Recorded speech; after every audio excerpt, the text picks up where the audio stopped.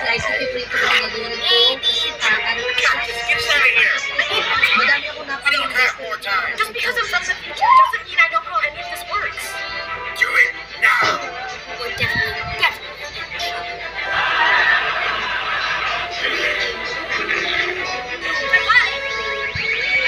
got it! Okay!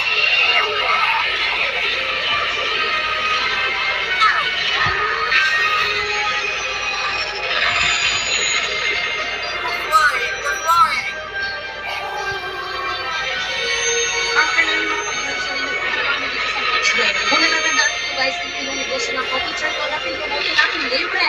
At feeling ko dahil pumal ko siya, kaya binigyan na akong donation sa akin. Ang dami nang binigay sa akin na makapamigay natin ngayong pasukan. Thank you, Ma'am Kat and husband. Uy, grabe, ang dami ng discount ng grocery. Kasi naman ang mura ng kanyang DIY lugar. 49 pesos lang per 100 grams. Sulit, diba? Tapos ikaw pa magdi-design ng logo. Don't worry. Magdi-design? Painting yan? So again, thank you much, Berry, at sana kumando pa kayo lalo. Fast forward, nakauwi na kami, bigla ng mga kumani ng napakalakas sa bahay. As in, nagsasayawan ng mga kawayan at mag-asito ng bahay. Tapos hindi na napaakit na ako dito sa restaurant.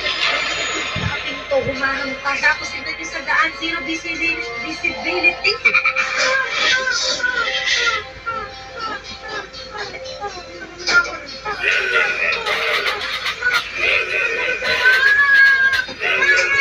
Sa takot ko,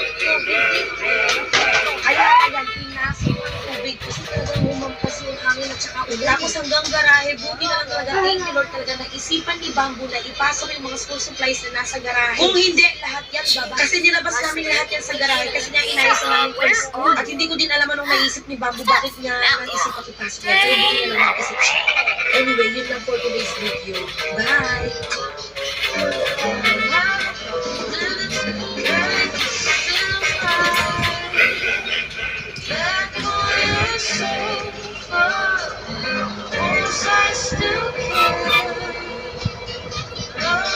Pinasok ang bahay ng tubig dahil sa lakas ng ulan at hangin ng nakarang araw. Diyos ko, dahil muntik na mabasa ang mga school supplies. Hi guys! Another day, another vlog. At wala sa dami kong garap sa buhay, nakalimutan ko na din natin ang voice. Anyway, mga karami na disabilities, marami kayong dapat ako sa ibang good writer si Soiki, puro tawa.